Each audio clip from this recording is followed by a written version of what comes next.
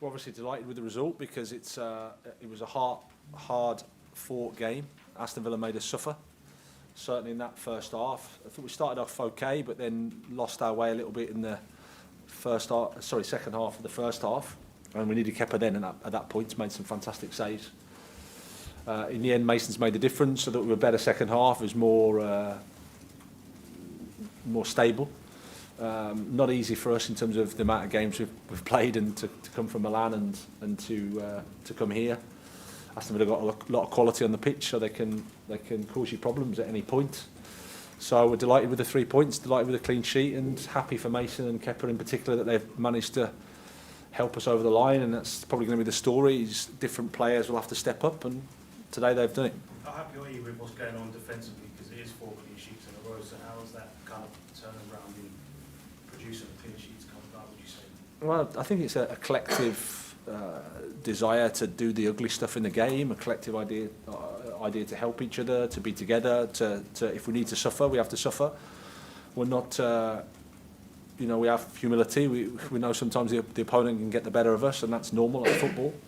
But at least we want to try, and you can see players running and players getting bodies in the line to block shots, and that's an important part of the game because we've got the quality. The quality's there in the group.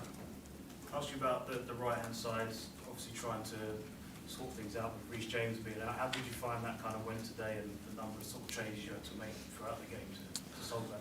Yeah, it can happen sometimes when you lose a key player that you need to sort of get a feel. We tried to be a bit back three and build up and back four defensively with Raheem. Like I said, we started the game quite well in the first 15 minutes, but in the end we lost a bit of momentum. They could put pressure on, pick up second balls and get in behind us. So we had to make a change then at half time. I felt boys did it really well. So it's we've got options there.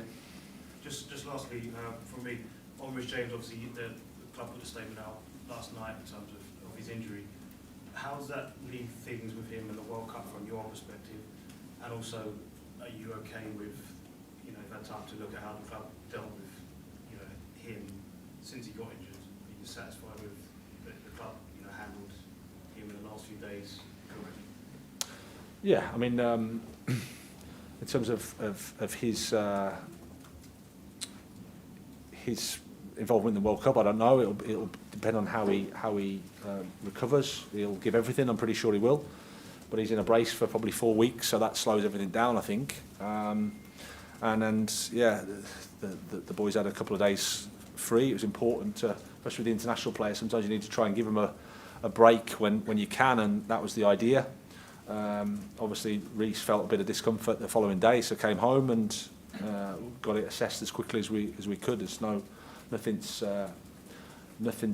got any worse because of how he acted in those times.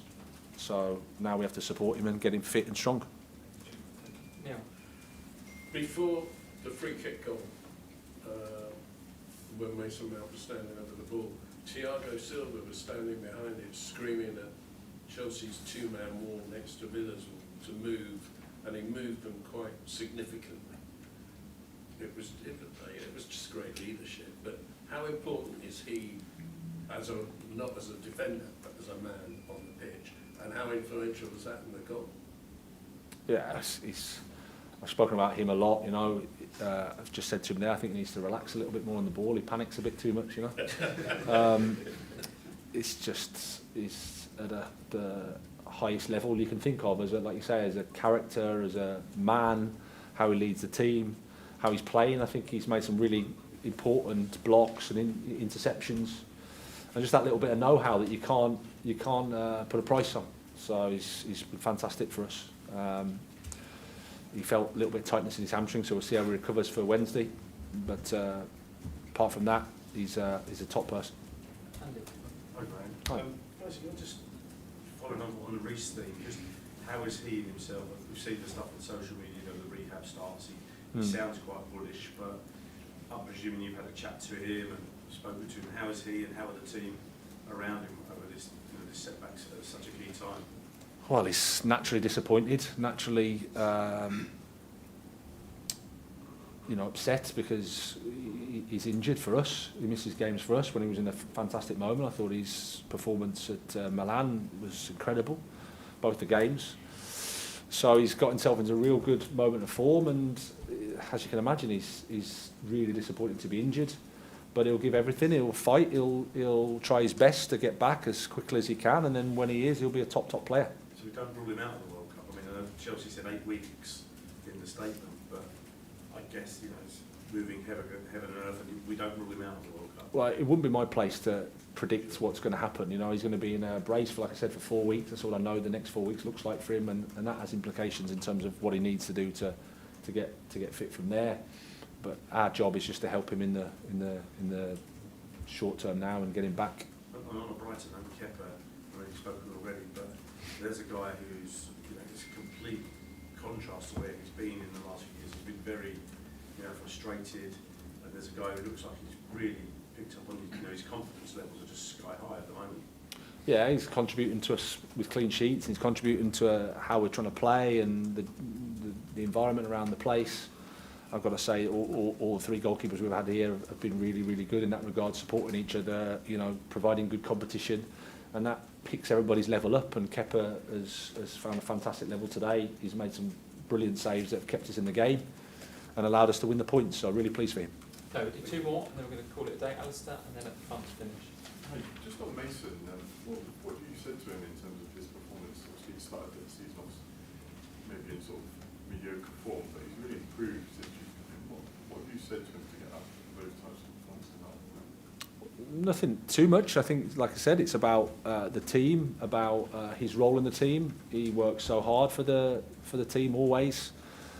He's got the quality. He's got the ability to score and assist. Sometimes players go through little dips if the team isn't functioning that well, and maybe the team didn't function as well as it maybe can, and as a result of that, individuals don't play to the level. But the effort's always been there from my perspective, and once he can get in the spaces we want to get him to, he's got the quality to execute, and you saw that today. Can I also ask about Raheem? I think you played him on the other side of it as a wing back against RB Salzburg. Yeah. Was today a sign that you can maybe do that against opposition like them, but maybe not in the Premier League? I wouldn't underestimate Salzburg in terms of the quality that they have. But it's like anything, you've got to look at the balance of the team. We wanted to try and, if you look at where we were, it was Marc Cucurella as left centre back, which can work, but it didn't work so much today. We had to adjust that. But I think Raheem could play high and wide in all those positions. But clearly, the balance of the team is one that we have to, you know, look at and find the right solutions. Okay, last question. You asked one. Excellent. Thanks, everybody. Thank you. Cheers.